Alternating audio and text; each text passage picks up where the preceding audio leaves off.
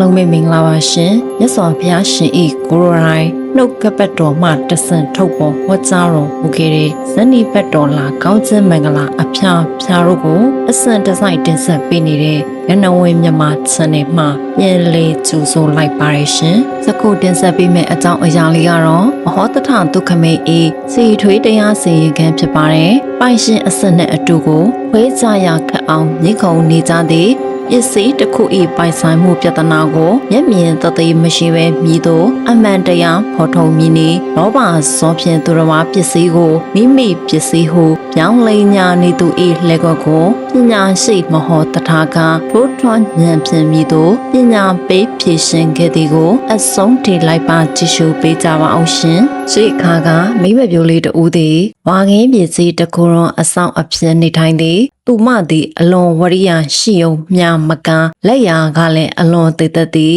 ဝါပေါက်ကလေးများကိုအစင်အတန့်ရွေးထုတ်ချီစုံကလေးများအဖြစ်ကြကြနာနာလုံးထွေးထားရကထို့ချီလုံးလေးသည်ကြည်ရသူအပေါင်းဤမျက်စိပတာရဖြစ်လာအောင်လှပချောမွေနေသည်တနေ့တော့ထိုမိမပြိုကလေးသည်ချီလုံးကလေးကိုပိုက်လျက်အိမ်ပြန်လာရာလမ်းခုလက်အရောက်တော့ဘုရားအလောင်းမဟောတထဒုဖို့ထားသည်ရေကန်တို့အယောင်ရေချိုးရန်စိတ်ကူးမိသည်သူမ၏အင်ကြီးအပေါ်တော့ခြေလုံးလေးကိုတင်ထားခဲ့စဉ်လမ်းသွားလန်းလာအမျိုးသမီးတူကခြေလုံးကိုမြင်တွေ့သွား၏လှပလွန်သောခြေလုံးကိုမြင်လျင်ထိုအမျိုးသမီးသည်လိုချင်တက်မှန်စိတ်တို့ပြင်းထန်လာပြီးအမလီခြေကလည်းချောလိုက်တာနော်ဒါမျိုးရှက်ရတာတော်ခဲရင်မှာပဲဟုဟန်ဆောင်ချီမွင်ခြေလုံးကိုရှင်ကုန်နဲ့ပိုက်ခါအမြန်ထွက်ပြေးလေတော့သည်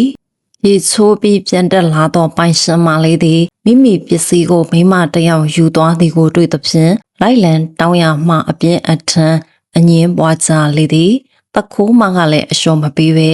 ဒါငါပစ္စည်းနင်းကဘာလို့ငါကိုတခိုးဆွဆွဲရတာလဲဟုပြောင်းလဲပြောင်းစားလောက်ခါရမ်းပြန်လုပ်သည်နောက်ဆုံးတော့ဤပြဿနာသည်ပညာရှိမဟောတထထံသို့ရောက်ရှိသွားလေတော့သည်ဖယားအလောင်းသည်ထိုအမျိုးသမီးနှစ်ဦးကိုခေါ်ယူစေ၍ရောက်ရှိလာသောအခါသူတို့၏အမှုအရာနှင့်လက္ခဏာများကိုစင်စင်သုံးသပ်ရာကမိသူကတော့တခိုးမိသူကတော့ပိုင်ရှင်ဖြစ်ကြောင်းအမှန်တကယ်သိရှိဓာပြီးဖြစ်တော်လဲမဆားသူများလည်းသိမြင်နိုင်စေရန်အကြောင်းအရာကိုမေးမြန်းတော်မူသည်မိမနှစ်ဦးလုံးကလည်းမိမိတို့ပိုင်ဟန်ဖြင့်အခြေအတင်ပြောဆိုကြရာဘုရားအလောင်းကသင်တို့သည်ငါ၏ဆုံးဖြတ်ချက်ကိုလက်ခံနိုင်ကြမည်လို့ဟုမေးမြန်းတော်မူသည်သူတို့နှစ်ဦးလုံးကလည်းလက်ခံပါမည်ဟုဝန်ခံကြလေသည်ထိုအခါဖယားအလောင်းသည်တခိုးမှောင်ကိုမေးမြန်းတော်မူသည်မှာစီလုံးဤအတွ၌အဘဲအယံကိုထဲ့သွင်း၍လုံးထားတနည်းဟုမေးမြန်းလိုက်သည်